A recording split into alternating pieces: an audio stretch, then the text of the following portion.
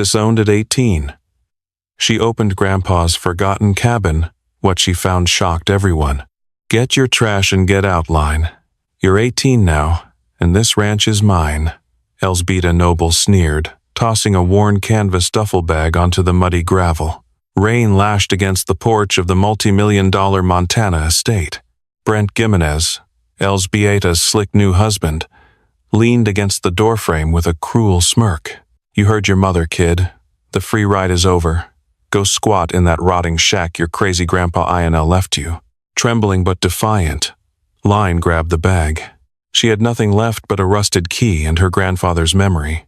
Relentless, freezing rain hammered the cracked windshield of Line Hoffman's battered 1998 Ford F-150, turning the steep, icy switchbacks of the Bitterroot Mountains into a blinding nightmare.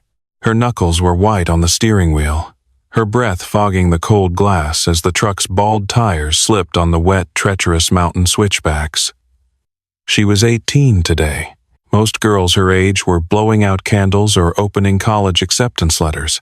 Line was being exiled into the freezing Montana wilderness, cast out by the only family she had left. Elsbeta Noble was not a mother. She was a predator who had simply bided her time. When Grandpa INL Freehus passed away 6 months ago, Elsbeta had immediately moved to seize the sprawling, profitable cattle empire he had built from nothing. INL had never trusted Elsbeta's greed, but his sudden heart attack had left his affairs seemingly in disarray. Enter Brent Gimenez, a slick, silver-tongued corporate lawyer from Bozeman who had swept Elsbeta off her feet, marrying her within 3 months of the funeral. Together, they had systematically dismantled INL's legacy, selling off the prize-winning Angus herds and firing the loyal ranch hands. Line had been the last obstacle. The moment the clock struck midnight on her 18th birthday, Elsbeta had handed her an eviction notice. "You're an adult now," Elsbeta had said, her voice dripping with venom. "INL left you that worthless acreage up on Dead Man's Ridge. Go claim your kingdom." The heater in the old Ford sputtered and died, leaving Line to shiver in her faded denim jacket. Tears pricked her eyes, but she angrily wiped them away. She would not cry for Elsbeta. She would only cry for Iono Freehus, the rugged, stoic man who had taught her how to ride, how to shoot, and how to spot a liar from 50 paces.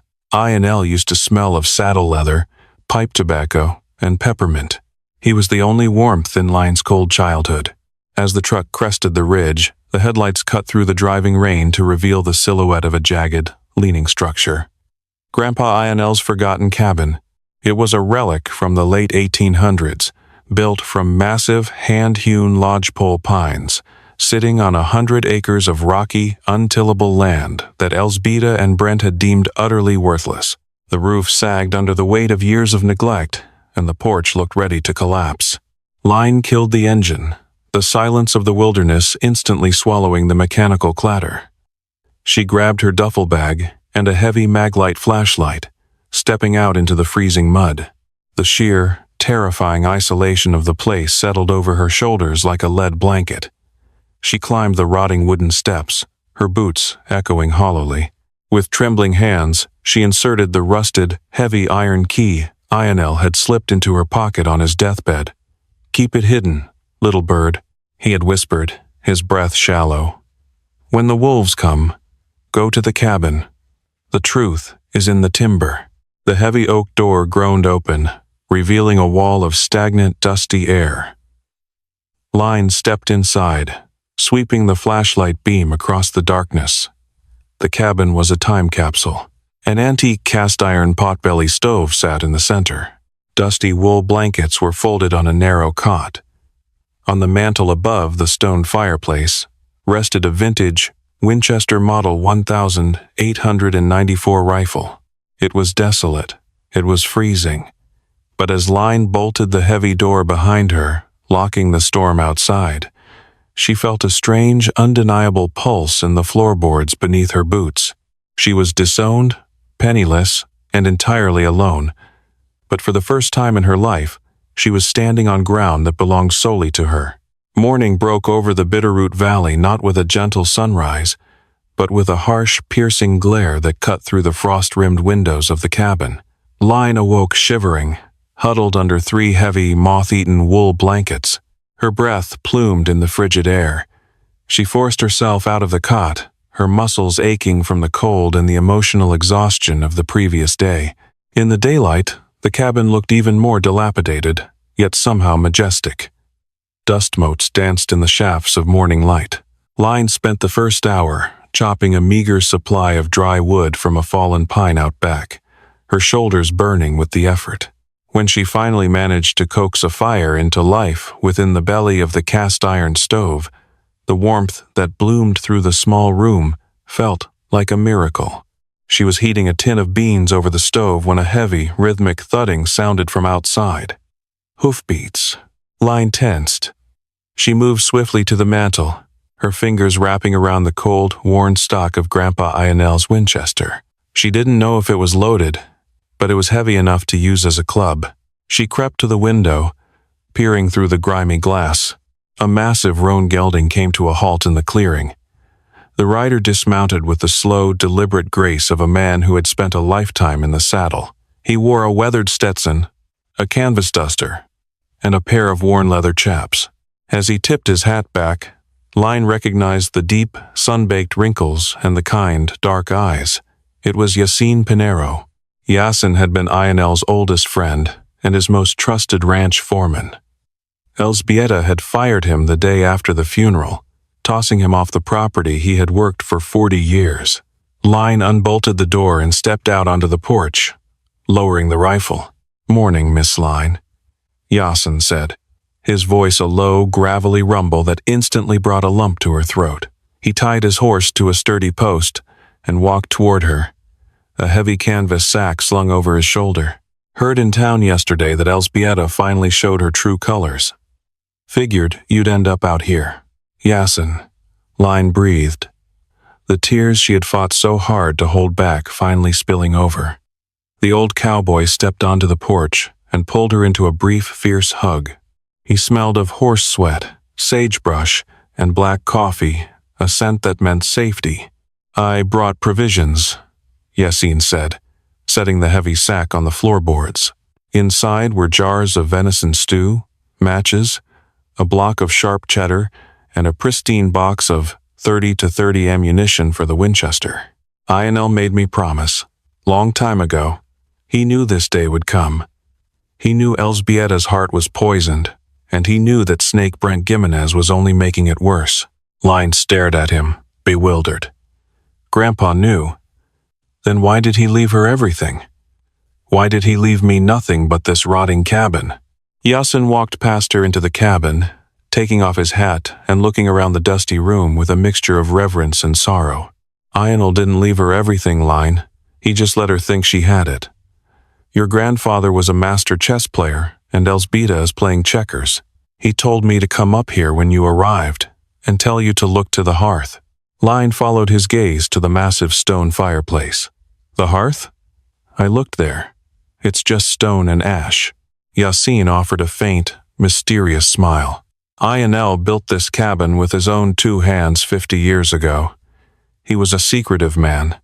He told me, 'When the girl is ready, tell her to find the stone that bleeds.'"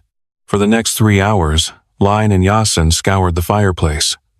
They tapped every river rock, brushed away decades of soot, and pried at the mortar. Just as Line was ready to give up in frustration, her fingers brushed against a smooth, dark stone near the base, partially obscured by the iron woodrack. Unlike the gray river rocks, this one had a deep crimson hue running through it like dried blood. Line pushed against it. It didn't budge. She pulled. Nothing. "Try the iron poker," Yasin suggested, handing her the heavy, soot-stained tool. Line wedged the flattened end of the poker beneath the crimson stone and leaned her entire body weight onto it. With a sharp crack that echoed like a gunshot in the small cabin, the mortar gave way.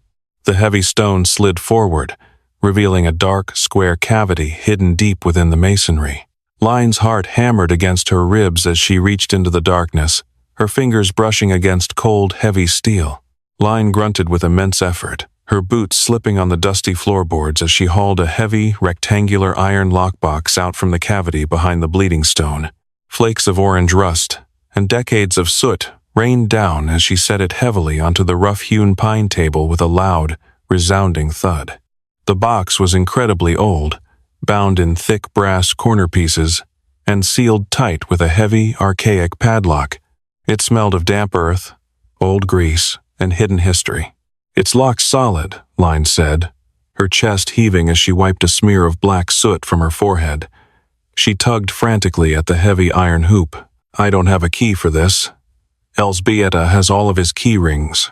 Yasin stepped forward, his dark eyes fixed on the box. He drew a heavy, stag-handled hunting knife from his leather belt. "We don't need her keys." Ionel said time and rust would do the heavy lifting. He wedged the thick, wedge-like blade into the corroded hinge of the hasp. Raising his other hand, he struck the pommel of the knife hard with the base of his palm.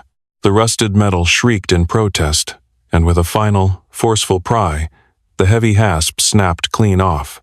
Line hesitated for a fraction of a second, her breath catching in her throat, before she threw the heavy lid back. Inside, the scent of old parchment, cured leather, and something distinctly metallic rushed up to greet them.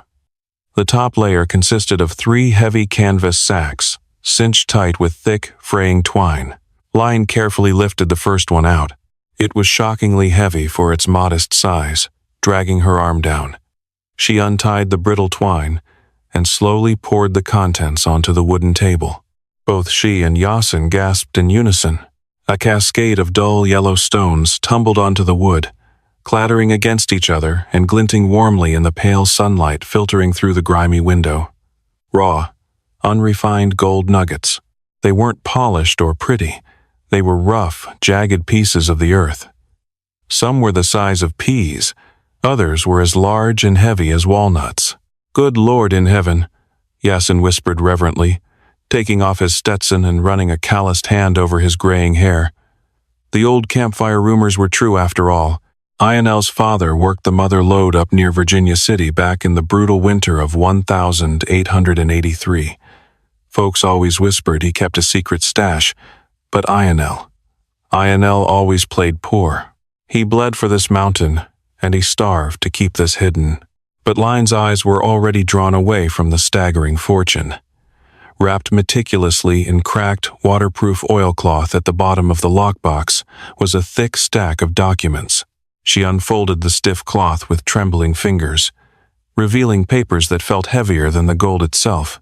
The first document was a thick, parchment-like paper, yellowed with a century of age, bearing an ornate, cracked wax seal and a sprawling, faded signature. "United States Land Patent," Line read aloud, her voice shaking violently. "Granted in the year 1870. 2. By President Ulysses S. Grant." She scanned the dense, archaic legal text, her eyes widening in disbelief as she caught the geographical coordinates and the modern-day landmarks scrawled in the margins in Grandpa Ionel's familiar, blocky handwriting.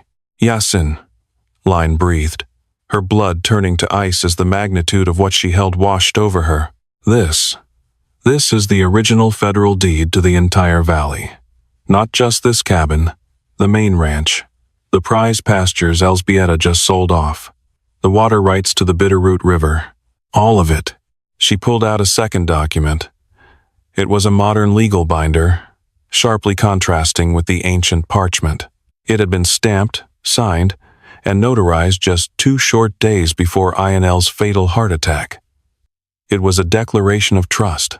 Clipped to the front of the heavy binder was a simple sheet of white paper, folded in half. Line opened it. It was a letter, written in Ionel's shaky hand. "My little bird," the letter began. Line bit her lip, hot tears instantly blurring her vision. "If you are reading this, I am gone, and the wolves are at the door. I knew Elżbieta's heart was a dark and greedy thing. I suffered her presence only to ensure you reached your 18th year safely under my roof. I have not abandoned you, Line. The land was never hers to steal. Look at the trust. It belongs to the blood, and the blood is yours. Take back your kingdom.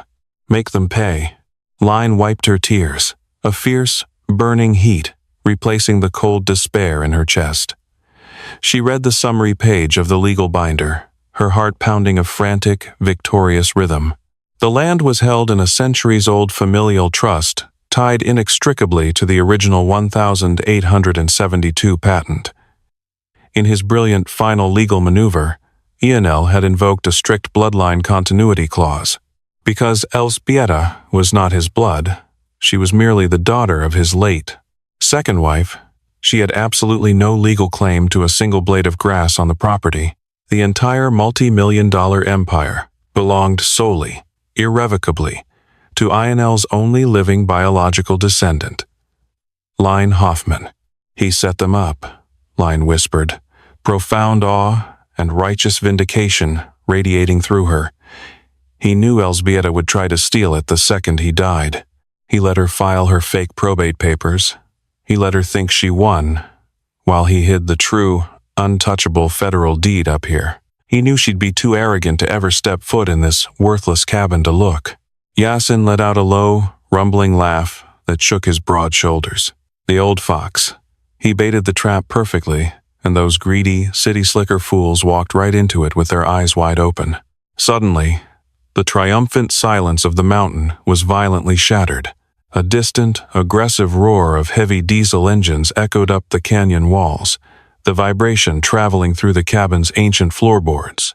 Line and Yasin rushed to the window, peering through the dirty glass. Down in the valley, winding their way up the treacherous muddy dirt road directly toward the cabin, was a convoy. A sleek, black Range Rover led the pack, churning up dirt. Behind it crawled a massive, yellow Caterpillar bulldozer strapped to a flatbed truck, spewing thick black smoke into the crisp air. "They're coming," Line said, her jaw setting into a hard, unforgiving line. "They're coming to bulldoze the cabin," Yasin realized, his eyes narrowing to dangerous slits. "Brent Gimenez works fast. They want to wipe this place off the map and sell the acreage to those out-of-state developers before you can ever stake a claim." Line turned away from the window. She didn't look at the fortune in gold nuggets. Instead, she carefully folded the 1872 deed, the modern trust papers, and her grandfather's final letter, slipping them securely into the deep inner breast pocket of her denim jacket, right over her heart. Then, she walked with terrifying calm over to the cot. She picked up the pristine box of 30-30 ammunition and began loading the vintage Winchester Model 1894. The heavy, metallic clack-clack of the lever action was loud, crisp, and purposeful in the quiet room. "They kicked me out of my home into the freezing rain," Line said, her voice dropping an octave, utterly devoid of the scared, trembling teenager she had been just yesterday. She stepped confidently out onto the rotting wooden porch, the heavy rifle resting easily and familiarly in the crook of her arm. "They are not taking my grandfather's land." Down in the town of Bitterroot Springs, the conspiracy had been sealed with a handshake and a forged stamp. Selma Smedova, the county clerk, sat in her cluttered office, nervously checking her reflection in a compact mirror. Selma was a bitter woman who had always resented the Frias family's wealth, and when Brent Gimenez had walked into her office 2 days ago with a stack of crisp $100 bills, she hadn't hesitated. Brent had needed the cabin's land cleared of any historical protections or residential claims immediately. The developers from California were offering $8 million for the ridge, provided the eyesore shack was demolished. Selma had illegally backdated an eviction and demolition order, classifying the century-old cabin as an abandoned hazard. Now, sitting in the passenger seat of his pristine Range Rover as it bounced violently up the rutted mountain road, Brent Gimenez checked his Rolex. He despised the dirt, the trees, the rural squalor of Montana. He was a creature of boardrooms and luxury condos. Beside him, Elżbieta gripped the leather armrest, her manicured nails digging in. She wore a designer cashmere coat that was entirely inappropriate for the wilderness. "I don't understand why we have to be here, Brent. Let the crew bulldoze the shack. If that ungrateful brat is inside, The noise will scare her out. We need to oversee the demolition, Elżbieta, Brent said smoothly, though his eyes held a cold, predatory gleam. Once this structure is flat, the developer wires the deposit. $8 million. It cements our hold on the entire valley. Besides, he smirked, I want to see the look on the kid's face when her last little piece of hope is crushed into kindling. They didn't know about the deed. They didn't know about the gold. In their supreme arrogance, they believed Line was just a helpless, penniless teenager crying in the dirt. As the convoy crested the final hill and entered the clearing, Brent hit the brakes. The Range Rover slid to a halt in the mud. The flatbed truck carrying the bulldozer rumbled to a stop behind them. Brent frowned, squinting through the windshield. The cabin wasn't empty. Standing on the sagging wooden porch was Line Hoffman. She stood with her feet planted shoulder-width apart. The collar of her jacket turned up against the wind. In her hands, held at the ready, was a long-barreled Winchester rifle. Standing to her right, holding a coiled lariat and looking like a ghost from the 1800s, was Yasin Pinero. But that wasn't what made Brent's stomach twist. Emerging from the tree line on horseback was Olivier Hansen. Olivier was the neighboring rancher, a massive, rugged man in his mid-20s who had fiercely respected Ionel. He carried a Remington shotgun resting across his saddle horn. Trailing behind Olivier in a mud-splattered Jeep Cherokee was Silke Larsen, the town's fiercely independent local historian and legal notary, a woman whose integrity could not be bought. Line had used Yasin's satellite phone while the convoy was making its way up the mountain. She had called in her grandfather's markers. "What is this?" Elżbieta shrieked, stepping out of the Range Rover, her designer heels sinking instantly into the mud. "Line, put that ridiculous gun down and get off my property. The bulldozers are here to tear this hazard down." Brent stepped out, adopting his most authoritative, lawyerly posture. He pulled a sheaf of papers from his coat Selma Smedova's forged orders. "This is a legal demolition, Line. You are trespassing. I have the county orders right here. If you or these men interfere, I will have you all arrested by the state police." Line didn't flinch. She thumbed back the hammer of the Winchester. The metallic click was sharp and final, silencing the wind in the trees. "You're on my land, Brent," Line said, her voice carrying over the rumble of the idling diesel engines. "And I suggest you tell your driver to turn that machine off before things get ugly." The tension in the clearing was thick enough to choke on. The driver of the flatbed truck, a hired hand from Missoula, took one look at the heavily armed locals and wisely reached over, cutting the engine of his rig. The sudden silence left only the sound of the wind and the agitated snorting of Olivier's horse. "Are you insane?" Brent bellowed, his slick veneer cracking. He marched forward, waving the forged demolition order. "I am the executor of the Freehuse estate. I am your mother's husband. We own this land, and you are a squatter holding a firearm. Sheriff's deputies are on speed dial. Call them." Olivier Hansen said lazily from atop his horse, though his grip on the Remington was tight. In fact, Silke here already did. Sheriff should be rolling up that ridge in about 10 minutes. Elżbieta looked panicked, turning to Brent. "Brent, what is going on? Just make them leave." Line stepped down from the porch. She walked slowly, deliberately, stopping 10 feet from Brent and her mother. She didn't look like a scared teenager anymore. She looked exactly like Ionel Frias, unyielding and dangerous. "You thought Grandpa was a fool," Line said, her eyes locked on Elżbieta. "You thought you could just wait for his heart to give out, marry a snake, and sell off 100 years of blood, sweat, and history to buy condos in California."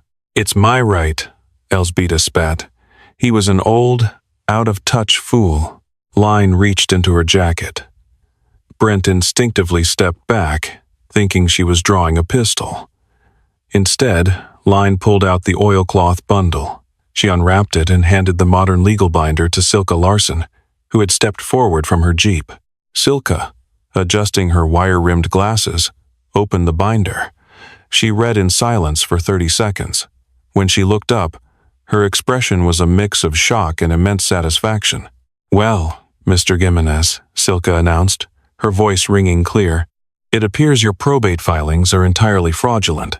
According to this irrevocable declaration of trust, filed directly with the Federal Land Management Office and superseding all local wills, the Freehuse estate is tied to an 1,872 land patent.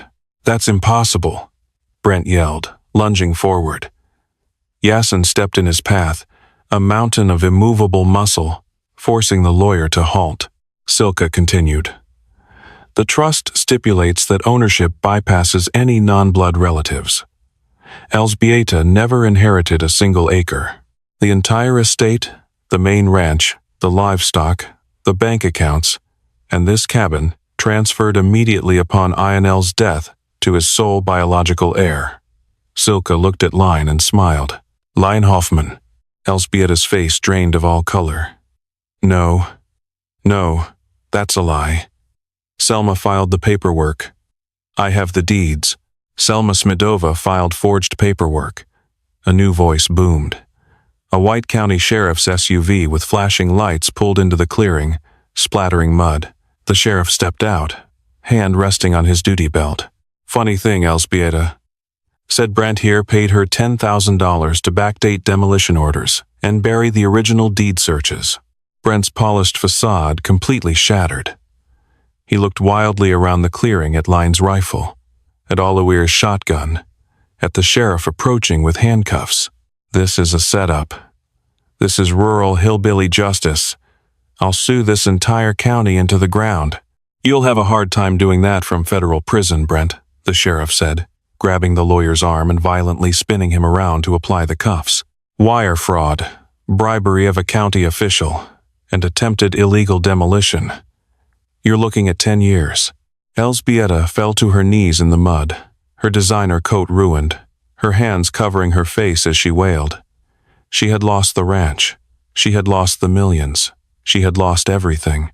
The fallout was swift and devastating for the arrogant enemies who had tried to steal a legacy. Within a week, the state authorities descended on Bitterroot Springs. Brent Gimenez was disbarred instantly. His firm in Bozeman abandoned him, and he was denied bail due to his flight risk and the overwhelming evidence of fraud. He sat in a concrete cell, trading his tailored suits for a bright orange jumpsuit, his arrogance replaced by a profound, trembling terror of the federal charges hanging over his head. Selma Smidova lost her pension, her job, and was sentenced to 3 years for corruption. Elżbieta Noble was utterly ruined, because she had actively participated in selling off cattle and equipment that legally belonged to Line. She was hit with massive restitution orders. Bankrupt and facing her own criminal charges for embezzlement, she was forced to move into a tiny, run-down trailer on the outskirts of Missoula, working a minimum-wage graveyard shift at a gas station just to pay her court fees. Karma had not just knocked on her door, it had kicked it down.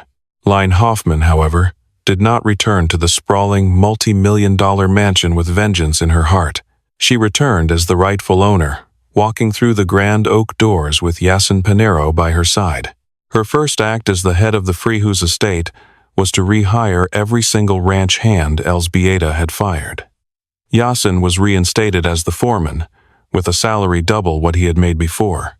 She used a portion of the raw gold nuggets found in the lockbox to pay off the immediate debts Elżbieta had racked up, securing the ranch's financial future without having to sell a single acre of land. Line also struck a partnership with Oliwier Hansen, combining their grazing lands to create the largest, most sustainable cattle operation in the Bitterroot Valley. When Oliwier took off his hat and awkwardly asked her to the town's annual harvest dance, Line, for the first time in months, offered a genuine, radiant smile and said yes. A year later, the forgotten cabin on the ridge was no longer rotting. Line had spent her own money restoring it, reinforcing the hand-hewn logs, fixing the roof, and polishing the old potbelly stove. She didn't live there, the main ranch house was her home now, but she kept it as a sanctuary, a quiet place to retreat to when the world grew too loud. On her 19th birthday, Line rode her horse up the ridge. The wind was gentle, carrying the scent of pine and wild sage. She sat on the sturdy new porch, a cup of hot coffee in her hands, looking out over the vast, sweeping valley that her grandfather had fought so hard to protect. She pulled the heavy iron key from her pocket, tracing its rusted edges. She had been thrown out with nothing but this key, and a broken heart. Now, she held the world in her hands. Lionel Freehus had been right. The wolves had come, but they had broken their teeth on the iron will of the girl they underestimated. The Freehus legacy lived on, stronger, wilder, and more unbroken than ever before. Line's journey from a disowned, heartbroken teenager to a fierce protector of her family's legacy is a powerful reminder that true wealth isn't just in bank accounts, it's in our roots, our resilience, and the quiet wisdom passed down by those who love us. Grandpa Lionel's hidden truth proves that no amount of slick manipulation or greedy arrogance can outlast genuine integrity. Hard karma always catches up to those who step on others to rise. In our own lives, we must remember to cherish our elders, listen to their stories, and stand firm against those who try to bully us out of our rightful place in the world. Stand your ground, even when you're standing alone. If this dramatic Western tale of betrayal, hidden gold, and ultimate justice kept you on the edge of your seat, please like, share, and subscribe to the video. Leave a comment below telling us what you would have done if you found that lockbox.